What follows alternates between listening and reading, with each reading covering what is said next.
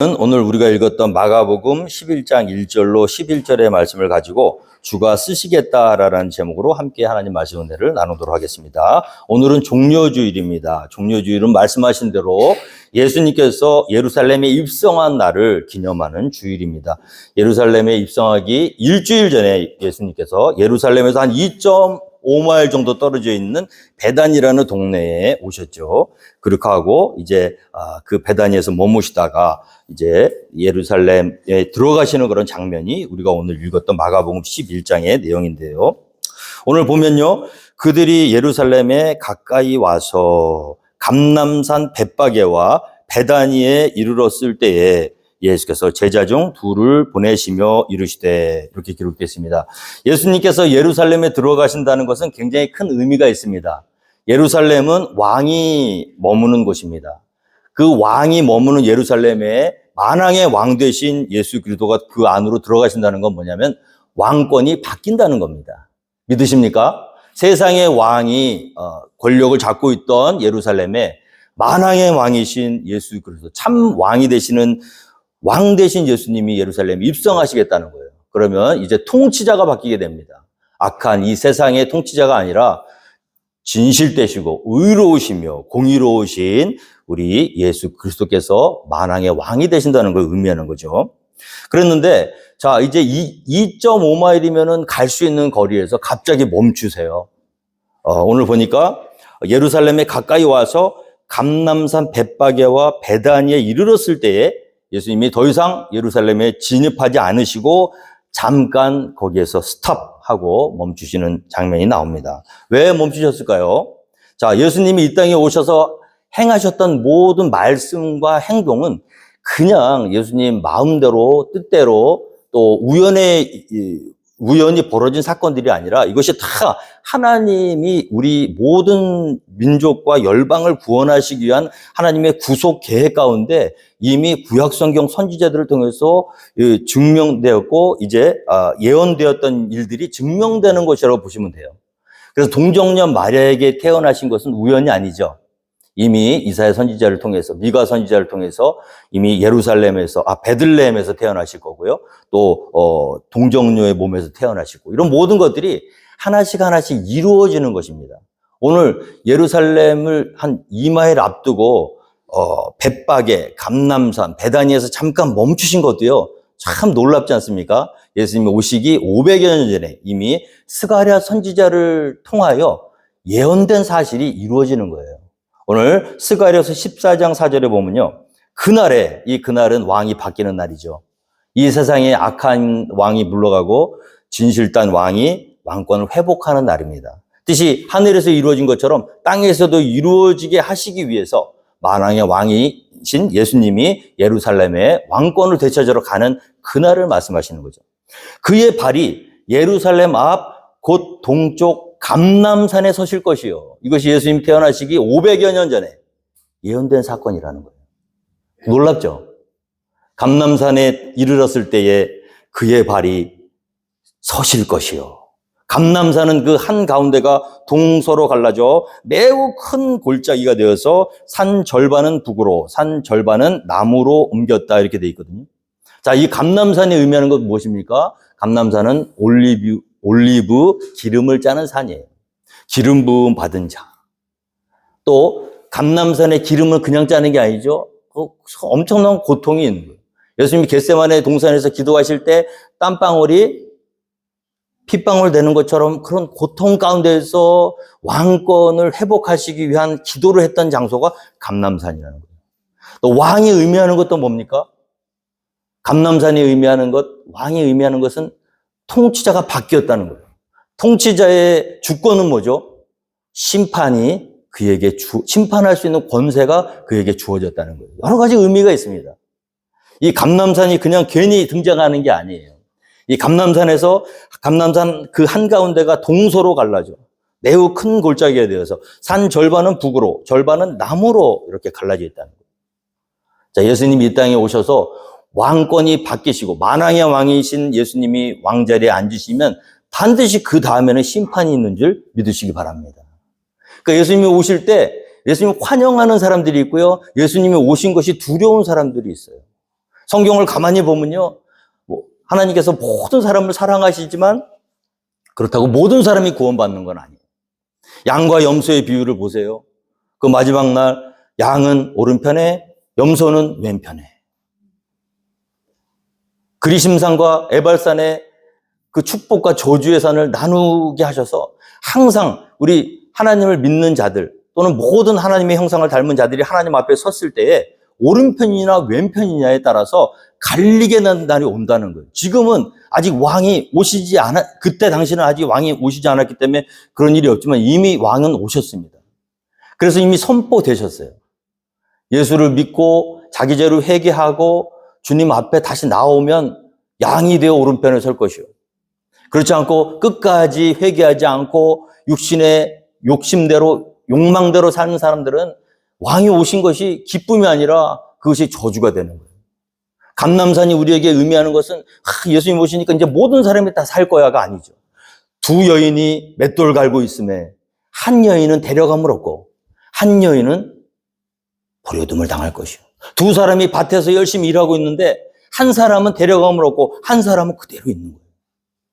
오늘 이 준엄한 감람산의 심판이 이미 이 땅에 이르렀음을 우리는 성경 말씀을 통해서 알 수 있는 것입니다. 여러분들 어느 편에 서 계십니까?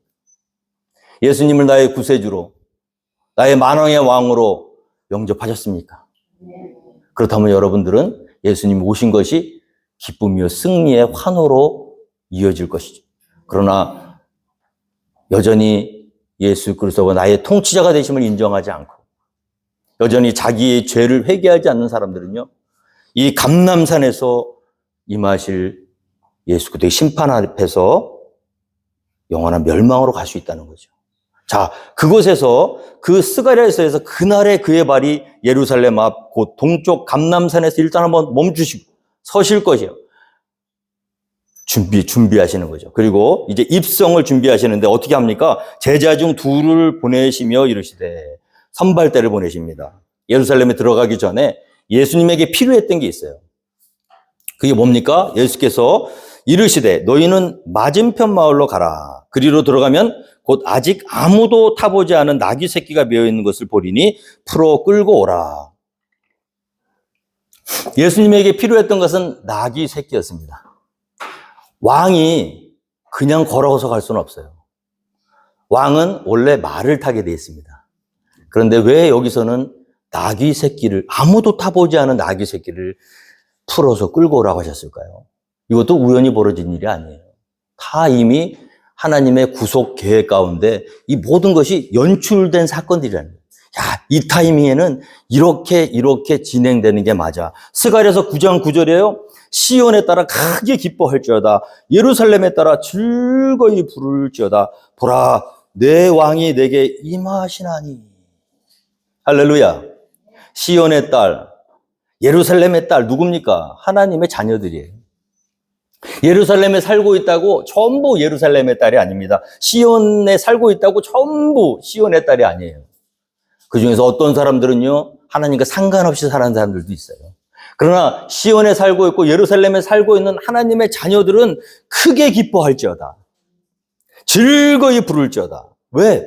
보라, 내 왕이 내게 임하셨다. 그동안 고통받고, 그동안 억눌림 당하고, 그동안 포로된 삶을 살고, 힘들고, 억울하고, 정말 가슴 아픈 일들을 겪으며 살았던 예루살렘의 딸들아, 시온의 딸들아, 크게 기뻐하고 즐거이 부를지어다. 왜냐하면 너를 구원할 왕이 임하였다는 거예요. 자, 그런데 보라, 내 왕이 내게 임하시나니 그는 공의로우시다. 공의로우신 분이신 줄 믿으시기 바랍니다. 우리는 예수님은 어떤 사람이 환영하고 기뻐하고 즐거이 부르냐면요, 평상시에 눌림받은 사람한테 예수님이 귀하신 분이에요. 평상시에 억울함을 많이 겪은 사람일수록 예수님을 찾게 되어 있습니다. 세상에서요, 억울한 일을 많이 겪은 사람이 예수님이 오셨을 때 좋지, 억울한 일을 많이 다른 사람에게 억울하게 만드는 사람은요, 예수님이 오신 게 좋은 게 없어요. 예수님은 공의로우신 분입니다. 만왕의 왕은 세상의 왕과 달라요. 가장 비천하고 낮고 천한 자의 억울함을 다 살펴주시고요. 그리고 그가 오시면 그 억울함들이 다 해결돼. 내가 온 것은 포로된 자를 자유롭게 하기 위해서 왔다. 눌린 자, 억눌린 자, 가난한 자, 궁핍한 자, 억울함을 당한 자, 세상에서 이 세상 권세에 눌려서 살고 있는 자들 다 어떡합니까? 기쁘게 여호와를 즐거워하고 크게 찬송할지어다. 왜? 너의 왕이 왔다는 거야. 그동안 외로웠지? 그동안 억울했지? 사랑하는 딸아, 얼마나 힘들었니? 이 세상에서 사느냐? 이제부터 걱정하지 마. 내가 너의 모든 어려움을 해결해 줄 거야. 모든 억울함을 풀어줄 거야. 그러니까 기뻐할 수밖에 없죠. 예수님이 오는 것 별로 환영하지 않는 사람은 어떤 사람들일까요? 억울한 일이 없는 사람들. 나아가서 공의의 하나님이 오시면 그동안 부당하게 누려왔던 권력을 다 잃게 되는 사람들. 사회 기득권자들, 힘 있는 자들. 거짓에 편승해서 세상 권력을 등에 업고 억울한 사람들을 만들던 사람들은요, 싫어하겠죠. 그들이 누굽니까? 종교 지도자들이었고요. 유대교 지도자들이었어요. 그래서 예수님이 그렇게 미워했던 거예요. 세상의 기득권자들, 힘 있는 사람. 오늘도 보면요, 예수님이 선포되는데 예수님을 환영하는 사람들이 있고요. 예수님을 환영을 꺼리는 사람들이 있어요. 꺼리는 사람들은 세상에 권력을 가진 사람들이고요. 예수님을 환영하는 사람들은 가난에 찌든 사람들이에요. 그래서 가난한 자들은 복이 있나니 천국이 그들의 것이며 그랬어요. 오늘 우리 이순희 집사님이 대표 기도해 주실 때 고린도 교회에 너희 중에 유력한 자가 있느냐? 유력한 자들은 예수 안 믿어요. 믿을 필요가 없어요. 힘이 있는데 왜 믿어요? 억울한 일이 없는데. 억울함을 풀어주신다고요? 주님, 노 땡큐. 저는 그렇게 할 필요 없습니다. 저는 제가 다 알아서 풀어요. 의미 없죠. 오늘 종려주일이 우리에게 왜 기쁜 날입니까? 그동안 눌려왔고 그동안 힘들게 살아왔던 우리의 모든 억울함을 풀어주시는 주님을 맞이하는 날이기 때문에 기쁜 날인 줄 믿음으로 고백하는 저와 여러분이 되기를 주님으로 축원드립니다. 근데 보세요. 그렇게 공의로우시며 구원을 베푸시는 그 왕이 스가랴서에 어떻게 되어 있냐면요.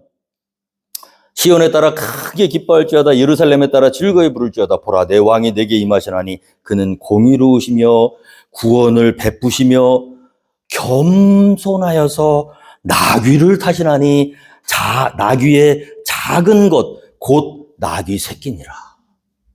야, 이거 우연이 아니라니까요. 예수님이 예루살렘에 입성할 때 원래 왕은요, 크고 웅장한 검은 말이나 아니면 백마를 탄 왕자, 깃털이 하얗게 날리는 멋있는 백마를 타고 들어가야 그것도 딱 보는 사람들이 야, 대단하다 그러잖아요. 근데 왕은 왕인데 겸손한 왕이래. 왕은요, 겸손한 게 미덕이 아니에요. 왕은요, 겸손하면 안 됩니다. 강력한 힘으로 그 자기에게 주어진 힘을 가지고 정의를 구현하는 자리에 있는 게 왕이에요.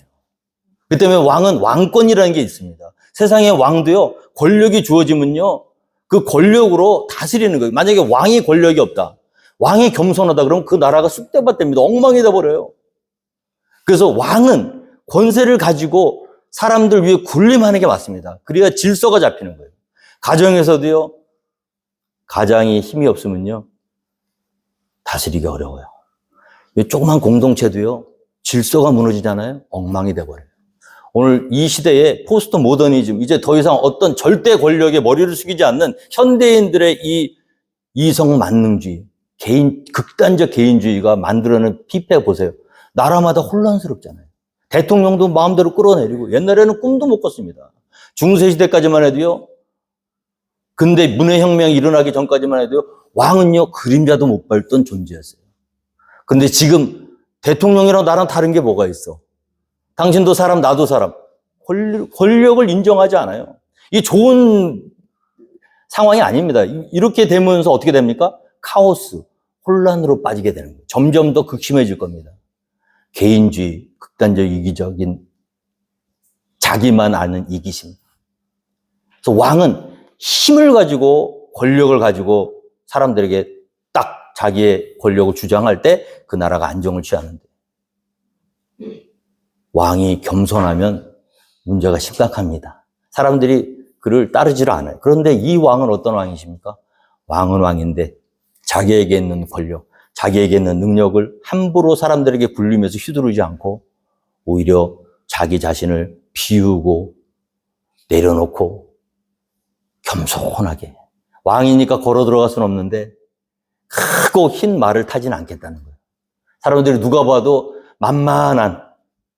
만만하기를 넘어서서 우스꽝스럽게 비춰질, 나귀도 모자라서 나귀 새끼, 그것도 아무도 타보지 않은 신형차예요, 지금. 근데 왜 그걸 타셨는가?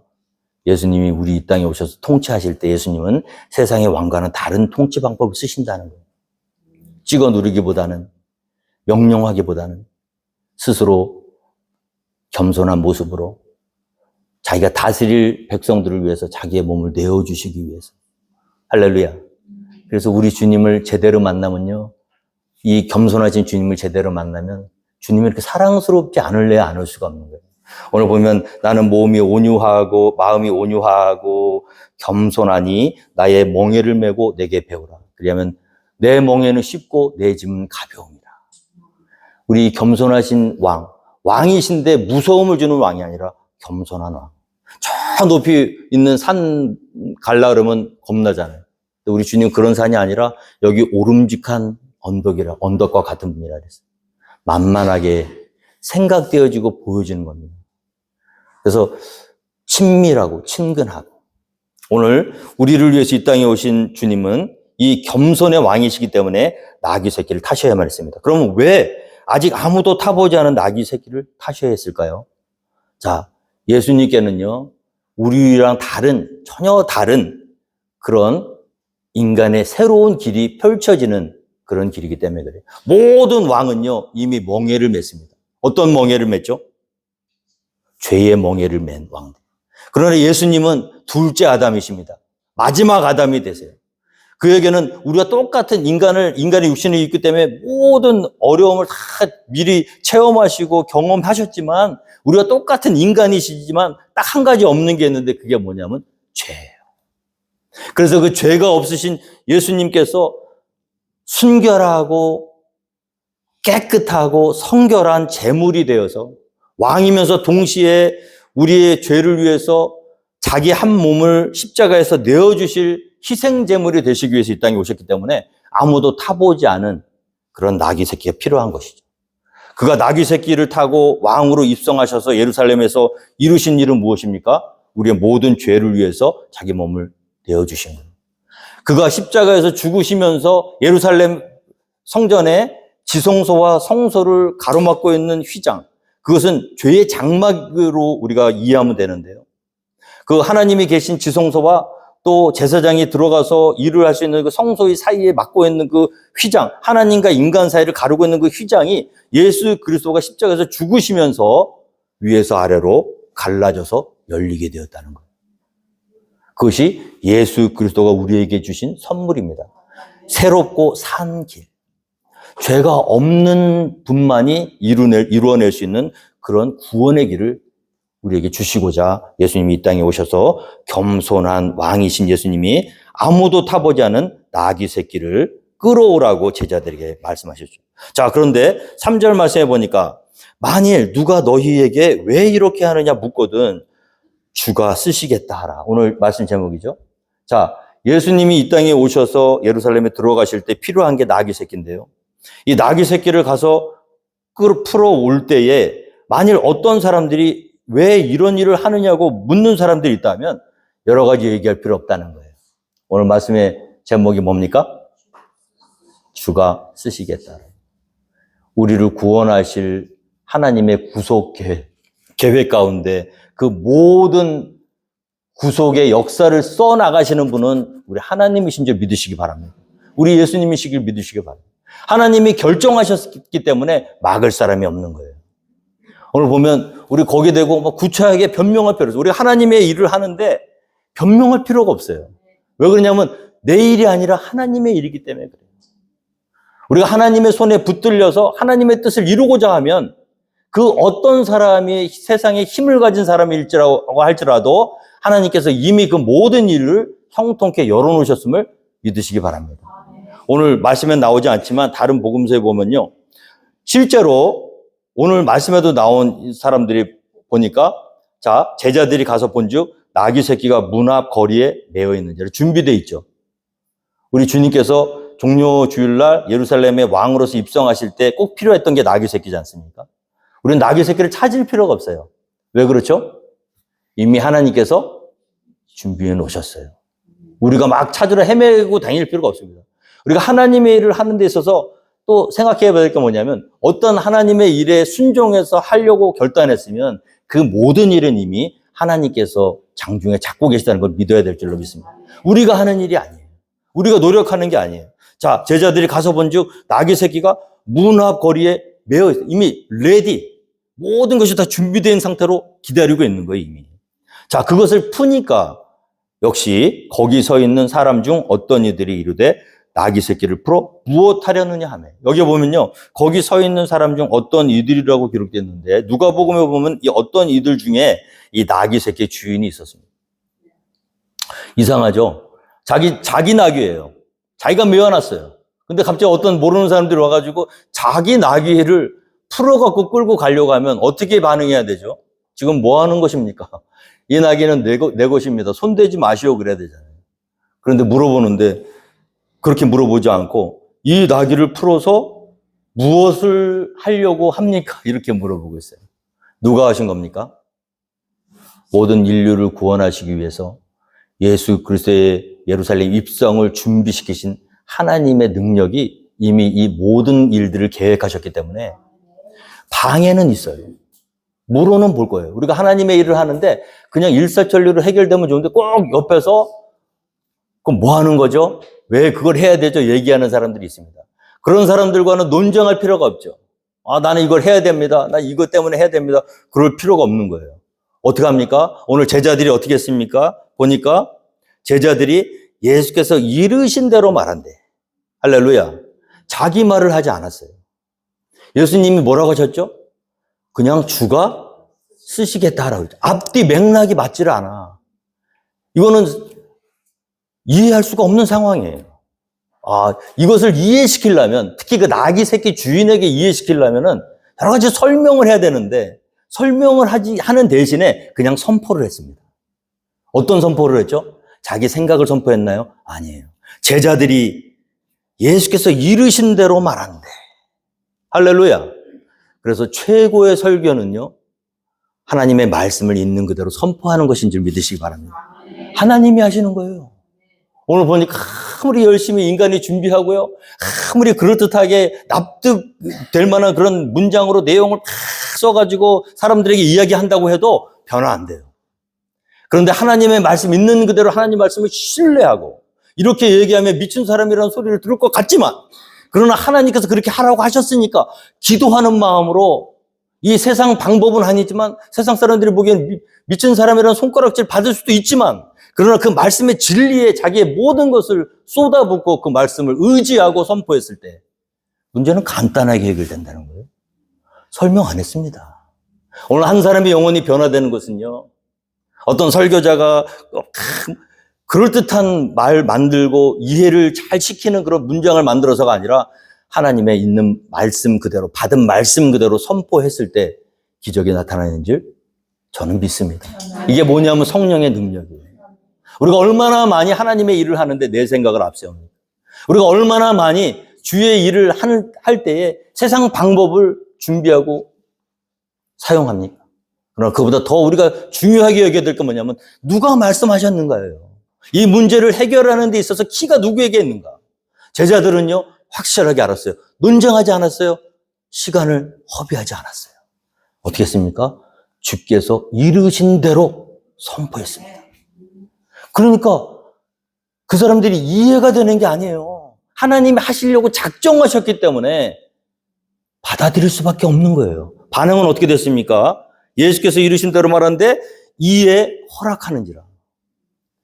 이해가 안 돼, 납득이 안 되는 일이죠. 오늘도 우리 믿음의 사람들에게 필요한 게 뭡니까? 주의 말씀에 대한 순종, 그 확신이 있는 믿음.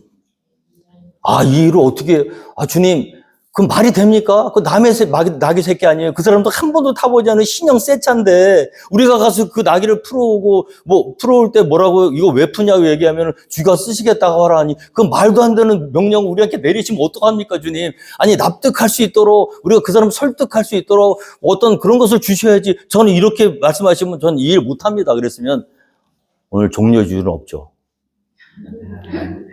하나님의 일은요 인간적인 방법으로 이루어지는 게 아니에요. 하나님이 하시는 거예요. 하나님이 미리 작정하셨고 계획하셨기 때문에 막힐 일이 없는 거예요. 걱정하지 마세요. 우리 일도 아닌데 왜 걱정해요? 내 사업도 아닌데 왜 걱정하면 종업원을 시키는 대로 하면 되는 거예요. 내가 해야 할 일은 뭐냐면 주인의 말씀에 명령해서 그 명령을 믿고 순종하면 됩니다. 그런데 그게 말보다 너무 어려운 거예요. 오늘 예루살렘 이 시온산 왜 주님이 예루살렘으로 들어가셔야만 했는가? 예루살렘은요 하나님을 예배하는 곳입니다.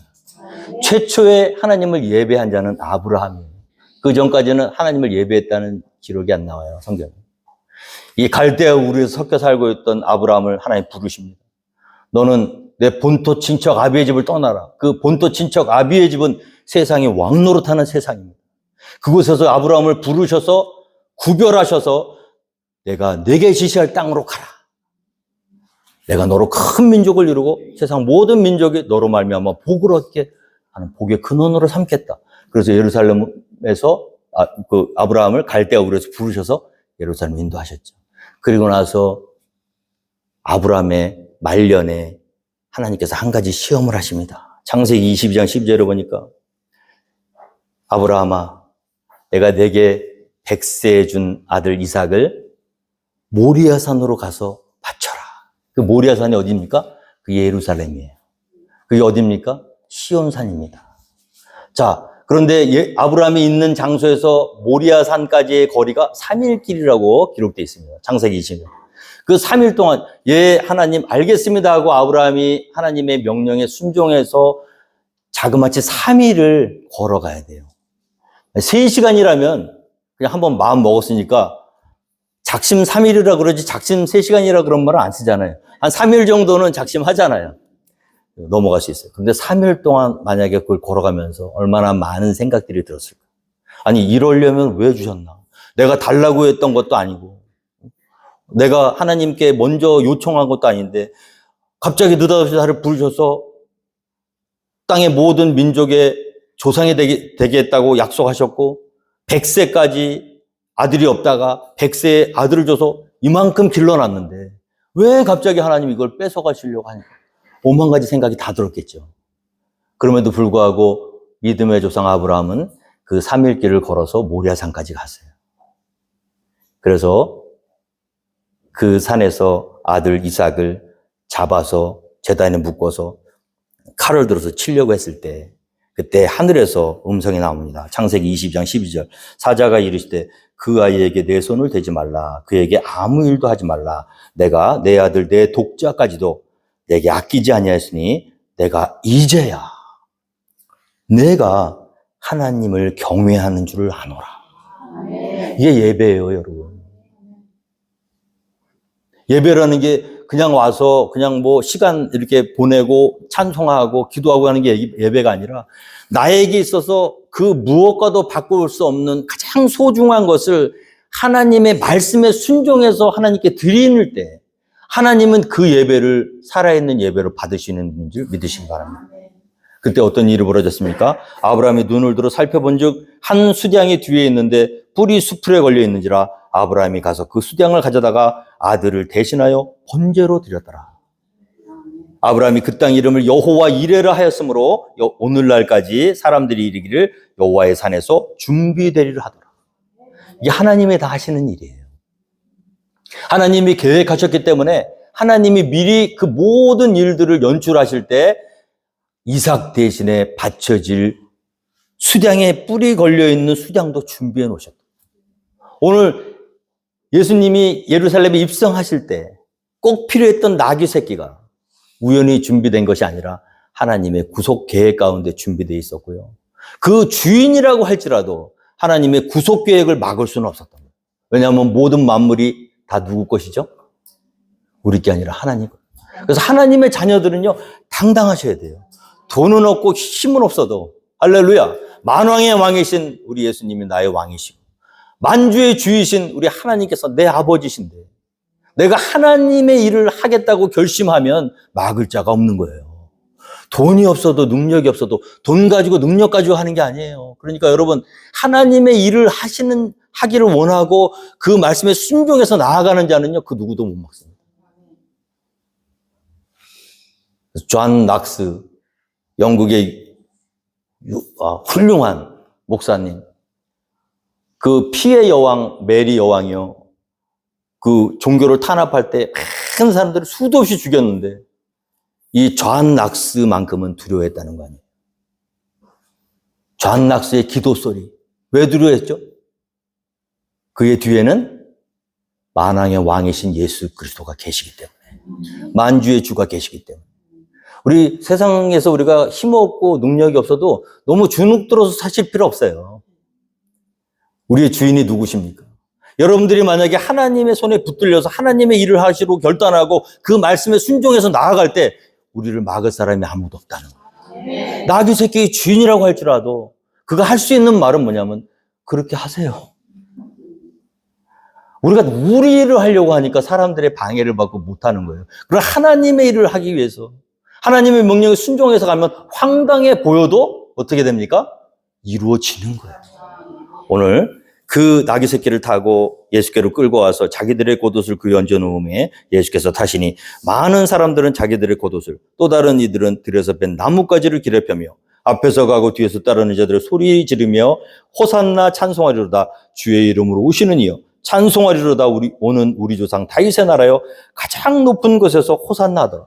사람들이 호산나하고 찬양했는데 호산나는 뭐죠? 여호와여 지금 구원해 주시옵소서. 그런데 보세요. 이 사람들이 이렇게 예수님을 앞에서 가고 뒤에서 따르며 호산나 호산나 하고 찬송하고 찬양했을 때는 사실은 예수님이 이 땅에 오신 진정한 목적인 악으로 악을 이기는 것이 아니라 선으로 악을 이기기 위해서 자기 몸을 십자가에서 내어주시기 위한 그 사건을 이해해서가 아닙니다. 전혀 엉뚱한 생각으로 예수님을 찬양하고 예수님을 따라갔던 거예요. 그 생각은 어떤 생각입니까? 육신의 다윗의 왕국의 영광을 다시 회복시켜 주실 분이라는 정치적 메시아로 이해하고 예수님을 쫓아가면 이 세상에서 다시 힘을 얻게 될 거야 하고 억눌린 자들이 그를 환영했던 거예요. 고작 일주일 만에 어떻게 변화됐죠? 십자가에 못 박으라, 못 박으라. 그렇게 변화됐던 사람들이 이 세상에서 예수님을 따라갈 때 예수님으로 하여금 이 세상에 어떤 것을 얻을 그런 이 기대를 가지고 예수님을 따라가던 사람들이 그게 아니란 것이 판명이 되었을 때 갑자기 돌변하는 거예요. 썩을 양식을 위해서 일하는 자들은요, 썩지 않을 영의 양식 이야기를 할 때 이해를 못합니다. 오늘 이 사람들도요, 이해 못하고 쫓아간 거예요. 근데 우리가 한 가지 알아야 될 게 있습니다. 예수님 제자들을 예수님이 계속해서 요한복음서나 이렇게 복음서에 보면 계속 가르치시거든요. 3년 동안. 근데 가르치실 때 문제가 뭐냐면 이해를 못해요. 제자들이 몰라요. 그렇게 많이 얘기하고 천국에 대해서 말씀해 주시고 메시아에 대해서 얘기를 했는데 전혀 얘기를 못해요. 그럼 이해를 못하고 받아들이지 못하면 나 같으면 안 가르치겠어. 근데 예수님은요, 포기하지 않고 계속 가르치세요. 왜 그러셨을까요? 생명의 말씀, 천국의 말씀, 지금은 너희가 모를 거야. 그러나 보혜사 성령이 오시면 그가 너희를 깨닫게 할 거야. 성령이 임하면 지금 들어도, 지금 안 믿어져도 지금 이 믿음의 말씀을 들어도 내가 그래서 가르치는 거야. 그러나 네가 들었던 그 말씀이 보혜사 성령이 오셔서 너에게 은혜를 주시면 다 깨달아지고 믿어지고 그 다음에 능력을 받고 내가 너에게 가르친 그 모든 것을 통해서 너희가 내 제자가 되어서 땅끝까지 내 복음을 전할 거야. 그래서 예수님은 심으신 거예요. 본인이 심고 본인이 가꿔서 본인이 열매를 맺겠다고 생각을 안 하시고요. 알아듣든 못 알아듣든 때를 얻든지 못 얻든지 하나님의 말씀 선포하는 겁니다. 그러면 성령이 임하면 한 사람이 변화되고요. 예수님께 받은 그 씨앗이 그 내면에서 자라서 열매를 맺게 되는 거예요. 그래서 우리 예수 믿는 사람들이 예수 안 믿는 사람들에게 예수님 말씀을 전해서 못 알아듣는다고 낙심하고 실망할 필요 없습니다. 왜냐하면 우리는 생명의 말씀을 그들에게 심은 거예요. 언젠가 성령께서 그에게 은혜를 주셔서 그 안에 들어가셔서 그동안 이해 안 됐던 그 모든 하나님의 천국의 복음의 진리를 깨닫는 은혜를 주시면요, 우리가 전파했던 그 말씀이 능력에 대해서 나타날 것을 아시는 거죠. 오늘 말씀에도 마찬가지입니다. 이렇게 엉뚱한 이야기로 호산나를 외치며 따라왔던 사람들도요, 우리 주님께서는 다 인정해 주셨어요. 왜냐하면 지금은 너희들이 몰라서 그래. 잘못된 내 욕심으로 호산나를 외쳤지만, 그러나 어떻게 합니까? 그 유대교 율법학자들이, 자 보세요, 예수님에게 외치지 말라고 얘기해라. 왜냐하면 정치적 선동이 되니까 우리나라 어려워진다 얘기했을 때 예수님 뭐라 하셨습니까? 만일 저들에게 호산나 주의 이름을 찬송하지 못하게 하면 어떻게 하죠? 돌들이 일어나 찬양하게 될 것이다. 하나님의 아들이 이 땅에 오셔서 죄와 사망의 권세에 눌려있는 이 세상의 왕이 되시기 위해서 입성하시는 그때에 잘 이해를 했든 이해를 못했든 그들이 입술에서 터져나온 고백은 뭡니까? 호산나 주의 이름으로 오시는 이요. 할렐루야. 주님이 오신 목적을 그대로 선포하고 있잖아요. 잘 이해를 못하는 가운데서도요, 그들의 입술을 통해서 하나님을 찬양을 하도록 허락하신 거예요.